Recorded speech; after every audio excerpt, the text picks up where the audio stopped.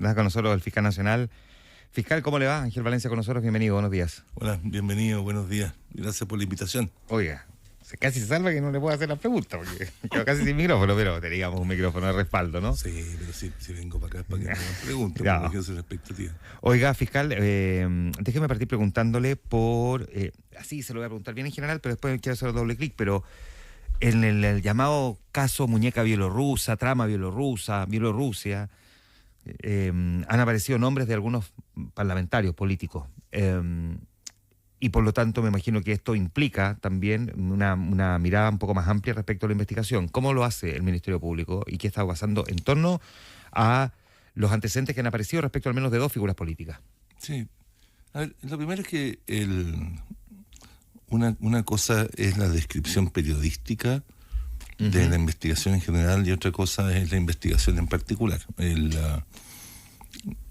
Tenemos, hasta aquí más o menos uno puede distinguir 4 causas ya, ¿no? Relacionadas con ese caso, por la forma como lo ha planteado la prensa, que es lo que tiene que ver con la forma como se habría dictado las conjunto de resoluciones en el caso Codelco con este consorcio Velas Movitec, y que se presentó en aquel capítulo contra la señora Ibanco, etcétera. Ahora una segunda causa que surge a propósito de información de prensa, que es la que tiene que ver con el proyecto de la inmobiliaria Fundamenta. También involucra a algunas personas que tienen la calidad imputada en el caso del consorcio Velas Movitec. Y luego otras 2 causas que se abren a propósito de hallazgos casuales, les llamamos técnicamente, que se han producido en la primera investigación que mencioné y que tienen que ver con el esclarecimiento de algunas supuestas transferencias de dinero. ¿Qué son hallazgos casuales? Los hallazgos casuales técnicamente consisten en información de relevancia para una investigación penal que se encuentra, por eso por lo de hallazgo, como consecuencia de la investigación de otros hechos. Uh-huh. No ese es el caso, ¿no? Pero suponiendo que nosotros entráramos al estudio por una orden que nos informa que es droga, abrimos un cajón y encontramos un arma. Estábamos buscando droga, pero al abrir el cajón encontramos un arma. ¿Okay? Eso es lícito y es consecuencia de una búsqueda que tenía un propósito, pero usted circunstancialmente encontró otra cosa. Entonces, y en esa situación se encuentra el esclarecimiento de esta situación de que se habría firmado, que se le habría hecho un pago de dinero a un diputado y también habría una transferencia también a un senador. Y uno puede distinguir que desde el punto de vista de la Fiscalía son 4 casos diferentes, pero como surgen todos ellos a propósito de una investigación y que nos ha parecido razonable, por eso tomamos la decisión ayer o anteayer de que nos lleve también la fiscal Bitbert, de concentrarlos en el mismo equipo investigativo, para no perder tiempo en que otro equipo diferente entienda el contexto en el que esto se produce, etcétera. Esas son esas 4 causas. Ahora, la prensa las puede poner dentro de un mismo marco, porque entiendo que todo surge a propósito de un caso que están reporteando, pero uno puede distinguir aquí que hay cosas diferentes. Ahora, a partir de ello, usted recuerde, me permito ir a la memoria de sus auditores. Cuando partió el caso Audios, que es el caso que involucra al señor Mosilla, ese caso partió para investigar el eventual pago de coimas, diríamos en lenguaje común, a unos funcionarios públicos, particularmente, especialmente de servicios de impuestos internos. Así partió esto. Sí. Y a partir de aquello se empieza entonces a recopilar antecedentes y comienzan a aparecer otros hechos que involucraron finalmente a un exdirector de la Policía de Investigaciones, a hoy 2 exfiscales regionales. Sí, me va a perdonar la analogía, pero todo muy curioso con el Cáucaso, porque entre las ucranianas, ahora la muñeca bielorrusa, y esto que parecen como unas muñecas matrioska, que uno abre una muñeca y aparece otra, porque eso ha sido el caso de Luis Hermosilla, es todo muy caucásico. Yo no sé qué culpa tiene la pobre gente sí, relacionada con esto. Yo sé. Pero bueno, entonces la imagen de esa matrioshka es bien interesante porque si los auditores recuerdan o saben, las matrioshkas son precisamente estas muñecas, ¿no? que tú las puedes ver desde afuera como una muñeca más grande, pero que están partidas por la mitad y las abres y ya empieza a aparecer. Y aparece otra, y aparece cosa, otra. Y aparece infinito, digamos. Y siempre, y yo he dicho muchas veces, esto es casi como un poquito como educación cívica, ¿no? Estas investigaciones complejas, uno sabe cómo empiezan, uno sabe cómo terminan. Ya. Por lo tanto... Pero siempre, esto no es una auditoría. No, Esto no es una auditoría. No es que nosotros nos metemos a revisar la vida completa de la gente. Aquí estamos investigando ciertos hechos determinados. Y aparece otro hecho y tenemos que entonces investigar ese hecho. Ya, y aparecen de forma casual. Ahora, ¿esto puede derivar en cuestiones más formales, me refiero, por ejemplo, en el caso de los parlamentarios, o son de rápido despeje? Eso se va a tener que terminarlo los fiscales a cargo. Ya, una cosa... Pero yo creo que es importante que estas cosas se esclarezcan y pronto, porque toda la comunidad necesita tener certeza. Y porque me imagino que también yo sé que es un poco injusto andar haciendo como descremes entre causas y causas, pero inevitablemente uno tiene que hacerlas cuando estamos hablando, en este caso, de una investigación que pareciera ya golpeó muy fuerte a uno de los poderes del Estado, ¿no? Y que todavía no ha concluido porque la Fiscalía amplió la querella de capítulos contra la exministra Ángela Vivanco. Y también golpeó fuerte a la Fiscalía. Fiscalía. Exacto. Y además, ahora pareciera estar de alguna manera tangencialmente al menos tocando al Congreso. Por lo tanto, me imagino que tiene un grado de delicadeza que ¿cómo se maneja desde el Ministerio Público? Yo sé que la respuesta más formal sería como cualquier causa, pero inevitablemente tiene efectos, ¿no? No, yo creo que incluso si la manejáramos como, fíjese, si la manejáramos como cualquier causa, estaríamos incluso quizás incumpliendo nuestros deberes legales y constitucionales. A ver. Sí, porque lo que ocurre es que uno de los pilares de la construcción del Ministerio Público y del nuevo sistema de justicia en general, el chileno, de justicia, no hablamos del nuevo, sino del nuevo, ya llevamos más de 20 años, Sí. Uno de los pilares del sistema de justicia penal chileno es el deber, el encargo que le hace el legislador y el constituyente al Ministerio Público de priorizar el destino de los medios que recibe a la persecución de los delitos más graves y más serios. Porque lo que dejamos atrás era un sistema en el cual no tenía reglas, ni sistemas, ni mecanismos que permitieran discriminar y focalizar medios en los casos más importantes, sino que parece que había que tratarlos todos igual. ¿Okay? Y acá, es ya muy a discrecionalidad del juez y con toda la opacidad que eso significaba. Exactamente, más bien era opaco, porque en los hechos sí se priorizaba. Lo que ocurre es que los criterios no se transparentaban. Claro. Entonces, el sistema actual lo que nos permite tener fiscalías de alta complejidad, y entonces que haya grupos de fiscales un poco más extensos que tienen menos causas, pero causas más complejas, y que no tengan que tener todos los fiscales la misma cantidad de causas sin distinguir entre un pequeño hurto falta, como siempre digo, un paquete de papas fritas, y un caso como este, el que prioricemos nuestros recursos a perseguir los delitos más graves. El problema ahí es que, y entroncando nuestra realidad cotidiana, es que nuestras restricciones presupuestarias nos obligan a que quizá es que esas prioridades a veces se empiezan a ser dolorosas. ¿Okay? El proyecto de ley que consiste en un plan de fortalecimiento del Ministerio Público ha costado mucho que salga. Todavía está en segundo trámite constitucional, tiene que ir a la Comisión de Hacienda, no se ha puesto en tabla, y estas causas han implicado una recarga de trabajo muy, muy, muy significativa. Entonces, para que podamos hacer las cosas bien, necesitamos contar con recursos adicionales. Se nos notificó, por ejemplo, que algunos fondos suplementarios que recibimos para contratar personal a honorarios en un proyecto que estaba relacionado con armas, pero que hoy día no solo veía eso, ya se iba a descontinuar, que son fondos adicionales que recibíamos del Ministerio de Seguridad. ¿Cómo quedaron en la ley de presupuesto este año que se aprobó anoche? Lo que ocurre es que el Ministerio Público se financia principalmente con los fondos de la ley de presupuestos institucionales. Sí. Pero en el contexto de estrecheces que vivimos, hay algunos fondos suplementarios que vienen desde el Ejecutivo, que cuando están en situación de mucha estrechez pueden ser muy importantes. Esos hoy día los más importantes son los fondos para ECO, que hasta se nos ha informado que fueron aprobados, ¿okay? Se mantiene el proyecto ECO por un tercer año, pero hay otros focos para honorarios, por ejemplo, por un proyecto de armas en distintas regiones, en los casos en el sur, donde esto más nos complica, que fueron restringidos, se interrumpieron, se descontinuaron. Uh-huh. Esos fondos adicionales, cuando tú estás en una situación de estrechez y te estrechan más, se siente mucho más. ¿Qué efectos puede tener en materia investigativa?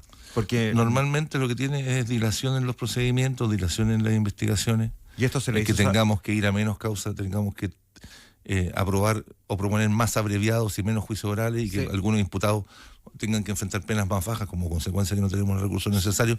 Ese es el impacto de restringirle recursos al Ministerio Público. ¿Se le hizo saber esto al Ejecutivo y al Congreso? ¿Y si se le hizo saber qué respuesta recibieron? De parte del Ejecutivo, cuando recibimos la comunicación, Esto fue a propósito, no de la discusión de nuestro presupuesto, Sí, se entiende. sino que la discusión que tenía el Ministerio de Seguridad de sus cuentas. Cuando se nos comunicó, nosotros enviamos un oficio de inmediato a la autoridad pidiendo que se reconsiderase la descontinuación de ese presupuesto. Esa petición nuestra de reconsideración está pendiente de respuesta por parte del Ejecutivo. Yo sé que esto acaba de aprobarse el día de ayer. No sé, finalmente se pudo hacer acogida, no nos han respondido, pero ha pasado también un tiempo muy breve desde que lo enviamos. Esto ha sido cosa de días, ¿no? ¿Cuán delicado puede ser una determinación así del Ejecutivo, considerando al mismo tiempo que el Ministerio Público, entre muchas causas, lleva una que afecta a una ex autoridad del Ejecutivo, como es el caso Monsalvo? Mire, el punto es que hoy día tenemos una pequeña como situación, nos falta el aire. ¿Ah? Al Ministerio Público tiene hoy día una gran carga de trabajo y está con muy pocos medios. Entonces, cuando usted está en una situación de emergencia en términos de recursos y además recorta los recursos adicionales que recibía, porque todos eran adicionales, por supuesto que el impacto se siente.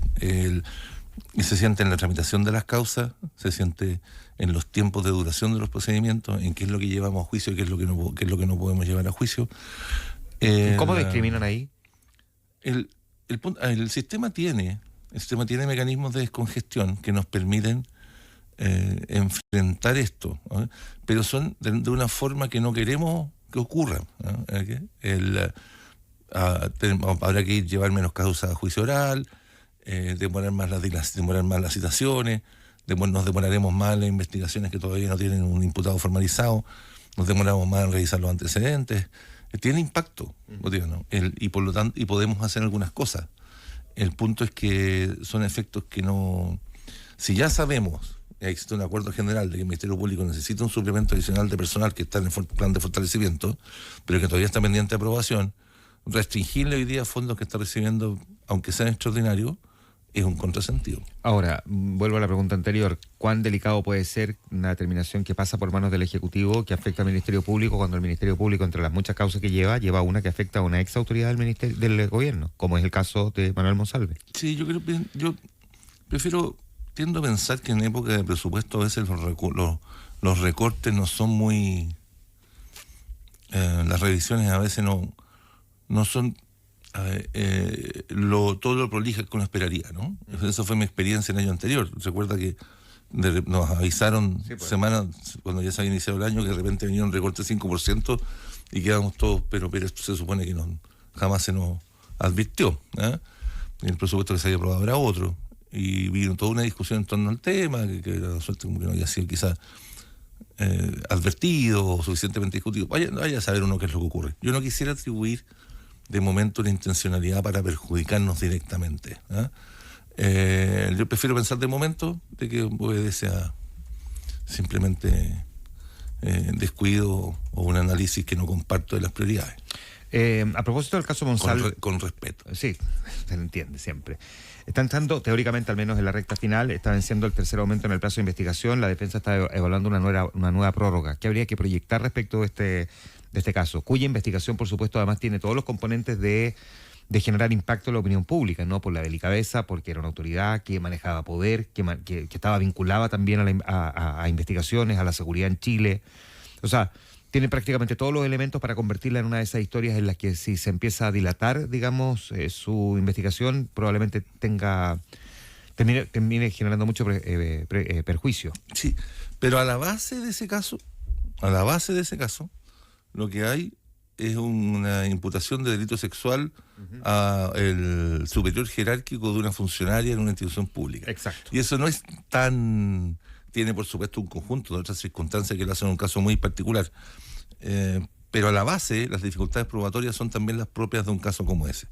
Lo que uno debería esperar es que esa investigación se cierre a la brevedad posible, y que pronto tengamos juicio y que no haya dilaciones innecesarias. Se nos viene una temporada de cierres de investigación que son más o menos de vencimiento de plazos que son importantes. Se nos viene eso, la situación de los alcaldes, debido a comenzar a tomarse decisiones dentro de los próximos meses de la situación de la ciudad, o semanas incluso, del alcalde Barriga, del alcalde Torrealba, del propio del propio señor Monsalve. En Jadwe ya está presentada, claro. Esa causa está terminada, o sea, hay una acusación presentada. Claro, ya está presentada la acusación. Ya está presentada la acusación. Entonces, vamos a empezar a ver, en facto, también en el caso de Hermosilla, también los plazos ya están venciendo o por vencer. Vamos a ver en las próximas semanas la presentación por parte del Ministerio Público un conjunto de decisiones que ya van a poner todas estas causas, si no poniéndole término, en tierra derecha. Fiscal Nacional, entre los debates que tuvimos en materia política, aparecieron algunas ideas y me gustaría saber qué opinión tiene usted al respecto. Por ejemplo, de que la elección de los fiscales sea a través de elección popular. Algunos de estos candidatos lo planteó, no me atrevo a... Si no me equivoco, creo que fue Marco Enrique Minami. Bueno. Pero puede que me equivoque en eso, pero sí es una idea que ha aparecido y no... Sí, es una idea, mire. ¿Qué? Estamos viviendo un momento en el que es importante que la sociedad chilena se haga preguntas respecto a los sistemas de designaciones del Ministerio Público, y entiendo que ha habido también un proceso en torno a las designaciones de las autoridades judiciales. Pero ese tipo de preguntas, para ya no ir... las respuestas tienen que obedecer un análisis acerca del ethos de la Fiscalía, del sentido de la Fiscalía y de a quién nos debemos. Por ejemplo, para poder cómo responderla. Alguien podría pensar, en el caso de los abogados, que no los fiscales, los abogados, y después traspasamos esto a los fiscales. Ya, veámoslo con los abogados. En un cierto modelo, una forma de entender el rol del abogado, el abogado se debe principalmente a su cliente. O sea, el abogado tiene que responderle, tiene que velar, porque sus obligaciones consisten básicamente en maximizar el interés y la posición de conveniencia de su cliente, lo que a su cliente le conviene. Otros plantean que el abogado, más que deberse a su cliente, se debe a la ley. La principal lealtad del abogado está con la ley. O sea, con velar que, por supuesto, sostener el interés de su cliente, pero sostener el interés de su cliente, pero ante todo, deberse a la ley. Luego, entonces, si usted, la típica pregunta, ¿usted defendería a una persona, alegaría que una persona es inocente, si usted sabe que es culpable? Esa discusión permite enfrentar esa pregunta, ¿no? O sea, si usted cree que su deber es básicamente defender la ley, debería resistirse a alegar la inocencia de una persona cuya culpabilidad a usted le consta. ¿Cómo se debe hacer la Fiscalía? Entonces vamos a la Fiscalía. Entonces, ¿dónde están las lealtades de la Fiscalía? Las lealtades de la Fiscalía debieran estar con lo que hoy día se dice con lo que el pueblo, vamos a las expresiones antiguas, vamos a las expresiones tradicionales, con lo que el pueblo espera, que desea que la Fiscalía haga, sí. O la Fiscalía debería estar con la ley. ¿Y no siempre van de la mano? No siempre van de la mano, porque le voy a poner un ejemplo. No siempre van de la mano. Primer ejemplo. Hicimos un estudio cuando definimos la política de persecución penal del Ministerio Público para los próximos 5 años. Una decisión del Fiscal Nacional fue: esto vamos a tomar esa decisión con participación ciudadana. Y hicimos actividades en todas las regiones del país con dirigentes vecinales, hicimos unas encuestas por internet, hicimos unos focus para poder identificar las prioridades de las personas, qué es lo que las personas esperan que nosotros prioricemos, ¿okay?, en la persecución.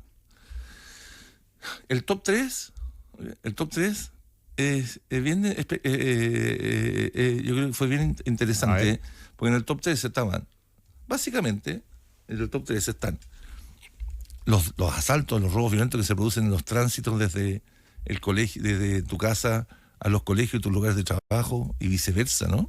Los asaltos, los portonazos, los abordazos.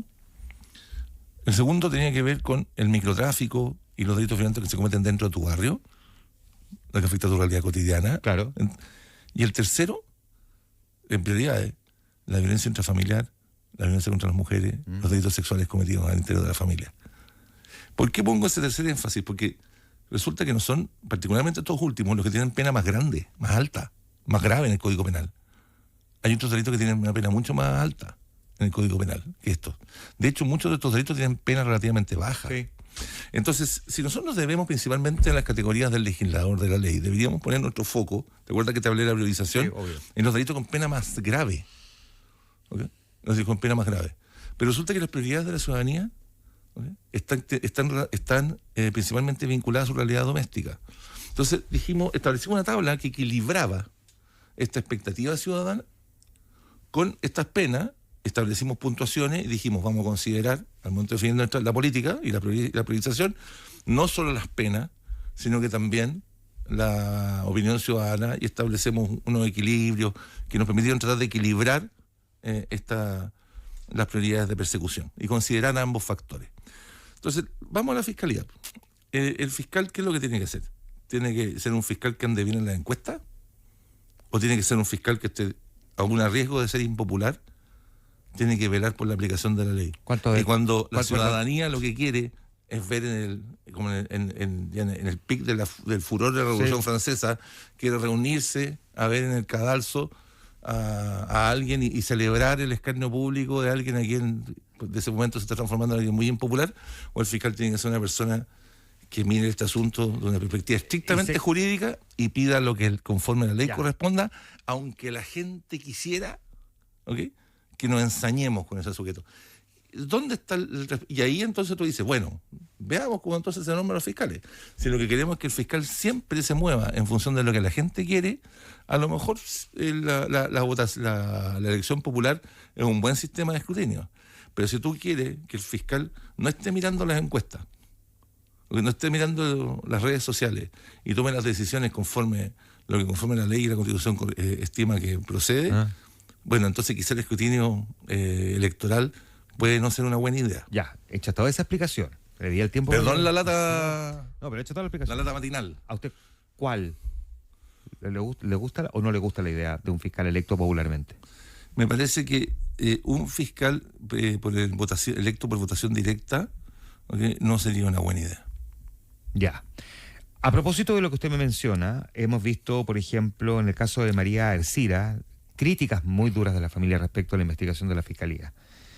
Que no hay sospechoso aún. Quiero decir, si hay sospechoso o no, pero críticas también al trabajo de la Fiscalía. ¿Qué responde el Ministerio Público frente a un caso que ha sido muy sensible también para la opinión pública? Que tanto ese caso como el caso de la concejal de Villalegre, como el caso de la señora Chuñil, son casos que particularmente en la Fiscalía Nacional nos producen una gran frustración.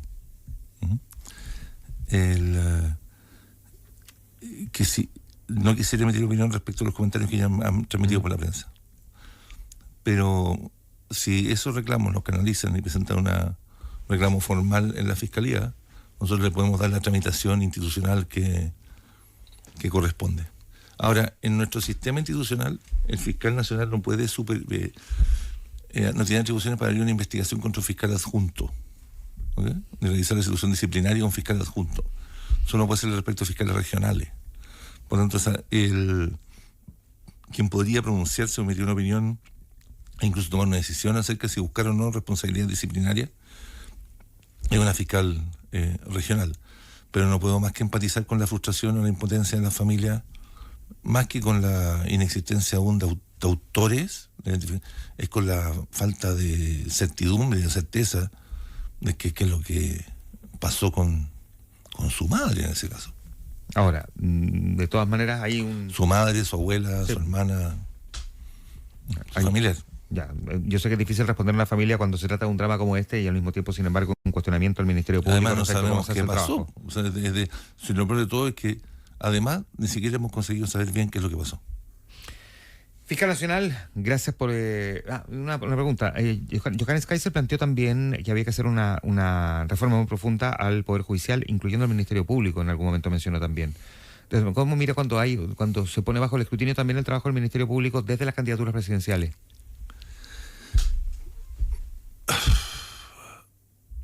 A riesgo de reproche. He escuchado y he leído, ¿okay?, esas afirmaciones. Pero no he podido todavía conocer cuál es el contenido de esa propuesta. porque yo le podría decir, porque así ocurre, que estaría muy de acuerdo con introducir reformas a la estructura orgánica del Ministerio Público. De hecho, participamos activamente en las discusiones sobre el particular que se plantearon en el proyecto de ley de fortalecimiento y algunas reglas que vienen en el proyecto de ley de fortalecimiento que introducen cambios orgánicos a la Fiscalía. El punto es que el contenido de esa propuesta es el que no conozco. Entonces, como no lo sé, no sé si estoy de acuerdo o no con él. Ya, no veo que lo vayan a reprochar por decir que no puede estar de acuerdo o no si no conoce el contenido. Es bien difícil. Ya, ahora sí, fiscal nacional, gracias por venir esta mañana a conversar con nosotros en Infinita. Gracias a ustedes, que estén muy bien.